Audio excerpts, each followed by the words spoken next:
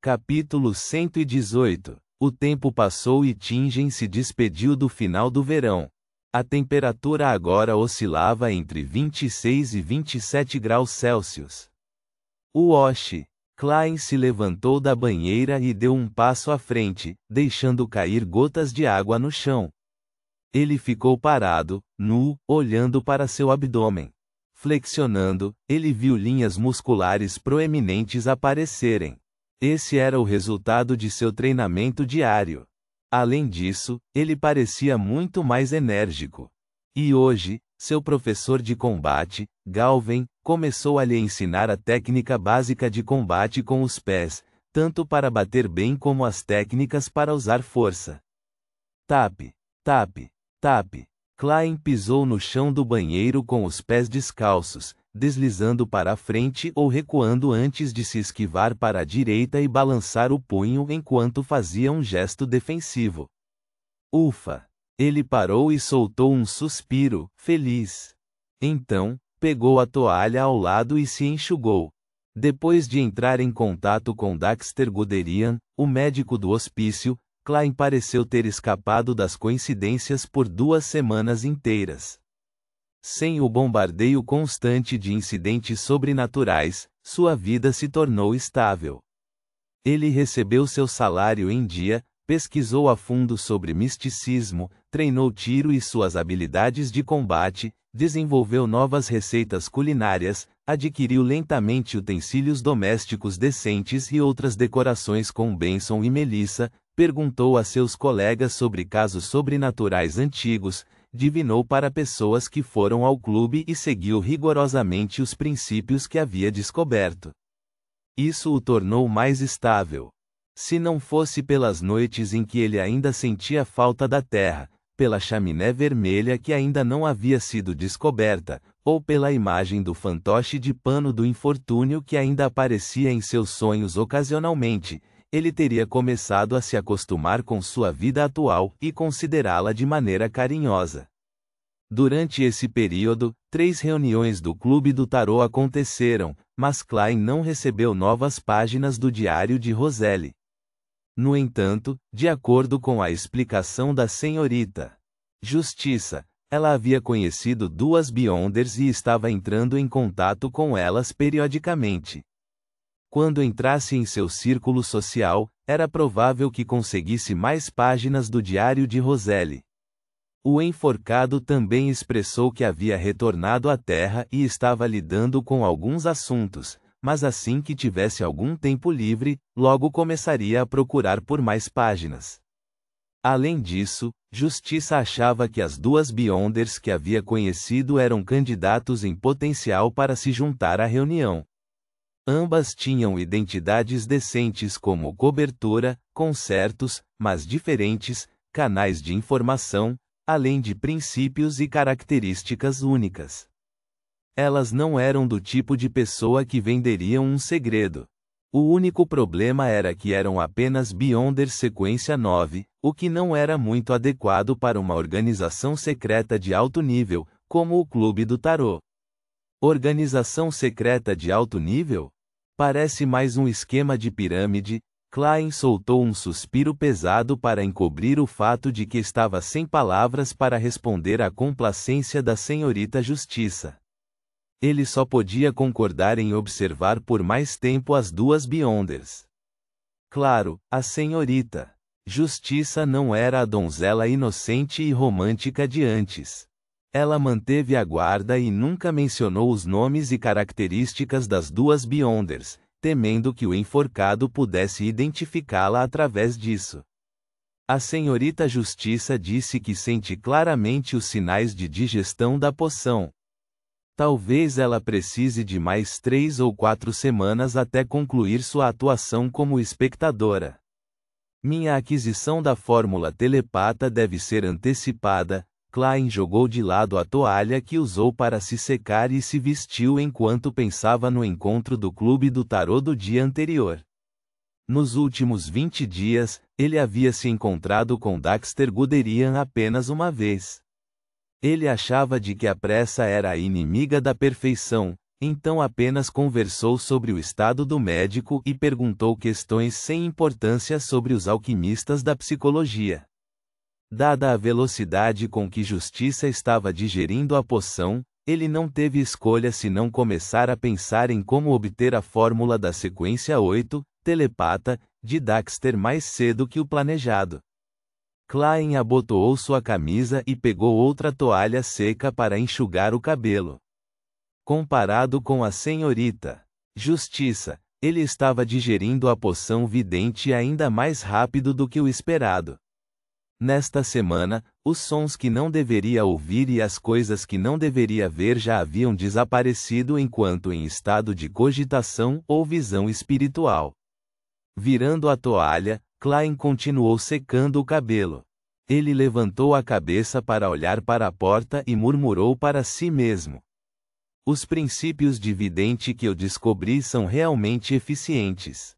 Semana que vem, sim, eu devo ser capaz de digerir a poção por completo até a próxima semana. Eu não tenho ideia de onde obter o chifre de um bode adulto cinza montanhês de Ornacis e um talo completo de uma rosa com rosto humano exigida na fórmula palhaço. Talvez eu pudesse fazer o que Madame Dali fez e fazer um pedido especial. Mas isso definitivamente atrairia a atenção dos superiores, e eu desejo progredir no meu próprio ritmo. O crente da Ordem Aurora no departamento de polícia também foi encontrado, mas ainda tenho que descobrir quem é esse Sr. Z. Henry disse que concluiria o pedido da chaminé vermelha antes do final desta semana. Minhas economias pessoais retornaram para pouco mais de 7 libras, então pelo menos não preciso me preocupar em fazer o pagamento final. Algumas das informações sobre casas e inquilinos que ele forneceu não pareciam ter nenhuma anormalidade, mas não tenho tempo para investigá-las uma a uma. Talvez possa ver quais casas de chaminé vermelha receberam novos inquilinos recentemente. Essa é uma maneira de tratar o assunto.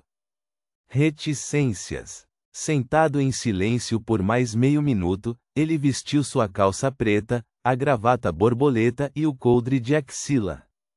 Então pegou seu traje de treinamento, que estava suado, do chão e o jogou no cesto de roupa suja. Abrindo a porta, ele saiu do banheiro. Ele havia acabado de terminar seu treinamento de combate na quarta-feira à tarde, e ainda estava na casa de seu professor, Galvin. Olá, Sr. Moretti. Por acaso, a criada de Galvin passou, e rapidamente se curvou, cumprimentando-o. Klein assentiu levemente e apontou para o banheiro bagunçado. Você poderia limpar o banheiro, por favor?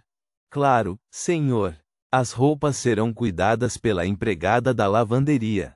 Ela virá às 6, a serva manteve a cabeça baixa quando respondeu. Empregadas de lavanderia não tinham acomodação nem comida inclusos, portanto não eram contratadas por apenas uma família, sendo normalmente contratadas para cuidar da roupa de várias famílias.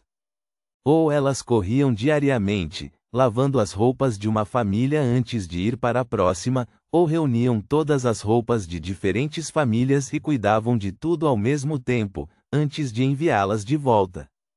Só então mal conseguiam ganhar a vida. Klein não falou muito, e voltou para a sala, para se despedir do proprietário, que estava sentado na cadeira de balanço. Ele viu Galvin assentindo letargicamente, com um cobertor marrom claro cobrindo as pernas com notícias de Oa nas mãos. Klein sabia que o cavalheiro, que estava a se banhar no sol, estava na casa dos 50, mas sua apatia e indiferença o faziam parecer estar na casa dos 80 anos. Durante o treinamento de combate, Galvin mantinha seu silêncio e só dava dicas quando necessário. Ele não era de conversa fiada. Klein estava tão exausto com o treinamento diário que não tinha a intenção de tentar conversar. Assim, seu relacionamento permaneceu distante. A partir de suas demonstrações, a força do professor Galvin ainda é bastante aterradora e seus passos também são bem rápidos. Eu acho que não seria um problema para ele lutar contra 3 de mim. Ele tem o salário da delegacia e também comprou um terreno em uma vila nos subúrbios de Tingen que oferece aluguel fixo. Ele contrata um chefe, uma criada e uma empregada de lavanderia. Na Terra, um homem de 50 anos com tanta riqueza estaria viajando pelo mundo. Klein desviou o olhar de Galvin e balançou a cabeça. Então foi até o cabideiro para pegar sua cartola e seu blusão preto. Depois de se arrumar, ele pegou sua bengala e saiu da casa, andando pelo caminho de pedra coberto de grama em direção aos portões. Nesse momento, ele viu que havia uma carruagem de 2 rodas parada do lado de fora da cerca de metal, e havia um homem com um rosto familiar parado ao lado. Leonard? Klein murmurou, olhando desconfiado para seu companheiro de equipe de cabelos bagunçados. Leonard estava usando uma camisa branca, calça preta e botas de couro sem botões enquanto girava o chapéu nas mãos. Quando viu Klein sair da casa, ele sorriu e perguntou: "Você está agradavelmente surpreso?" Apenas surpreso, sem nenhuma alegria. Klein ignorou o comportamento inadequado de Leonard e olhou nos olhos verdes do falso poeta. "O que aconteceu?" Leonard colocou o chapéu e disse: "O capitão quer que você trabalhe comigo e com Free. Vamos conversar no caminho." Ok. Klein o seguiu até a carruagem. Enquanto a paisagem do lado de fora da carruagem passava, Leonard pegou a bolsa de documentos ao seu lado e a jogou para Klein. Klein a pegou com firmeza e pegou um documento de dentro. Ele então começou a ler com atenção. 11 de agosto, 11 horas da noite, em uma casa de trabalho no Burgo Oeste, Salos, falido, tentou iniciar um incêndio criminoso para causar uma tragédia. Mas no final, só conseguiu se queimar até a morte. 11 de agosto, 10 horas da noite, trabalhador do porto, Zid, pulou no rio Tussock e acabou com sua vida arrasada pela pobreza. 11 de agosto, 8 horas da noite, na parte de baixo da rua Cruz de Ferro, a senhora Launs, que ganhava a vida vendendo caixas de fósforos, morreu de uma doença súbita. Reticências.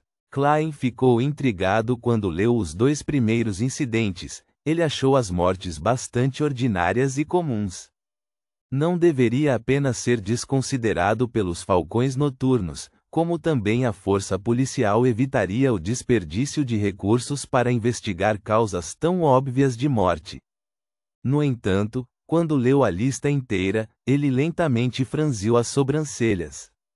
Depois de 2 páginas, ele de repente levantou a cabeça e olhou para Leonard. "Isso não é muito?" Quando o número de mortes comuns alcançou uma quantidade impressionante, era difícil chamá-las de normais. Pela primeira vez, Leonard assentiu seriamente e disse: "O número de incidentes de morte nas últimas 2 semanas é 5 vezes a taxa normal." Quando o quartel-general da polícia de Tingen tabulou os dados, eles perceberam o problema e rapidamente o repassou para nós, assim como para os punidores a mandato e a consciência coletiva das máquinas. Embora esses incidentes de morte parecessem normais durante as investigações iniciais, o capitão acredita que devemos investigá-los mais uma vez. Isso pode exigir a ajuda de divinação ou magia ritualística. Klein disse com um olhar esclarecedor. "Entendi." Leonard estalou os dedos e explicou: "Você, eu e Free somos uma equipe. Ele está esperando por nós na parte de baixo da rua Cruz de Ferro. Sika, Royale e Velho Nil são outra equipe investigando os incidentes correspondentes no Burgo Norte. O capitão está na companhia de segurança para responder a qualquer emergência." Ok. Klein assentiu solenemente e de repente pensou em algo, perguntando então rapidamente: "Posso passar por minha casa e deixar um bilhete?" Ele precisava dizer ao seu irmão e irmã que não poderia jantar em casa naquela noite porque algo aconteceu. Leonard riu. Não tem problema, é caminho. Com isso, Klein se acalmou e leu os incidentes de morte novamente, com a intenção de encontrar um elo entre os vários nomes, horários e causas da morte. Então, ele de repente percebeu algo. Esta é a minha primeira missão em grupo depois de me tornar um falcão noturno? Ponto.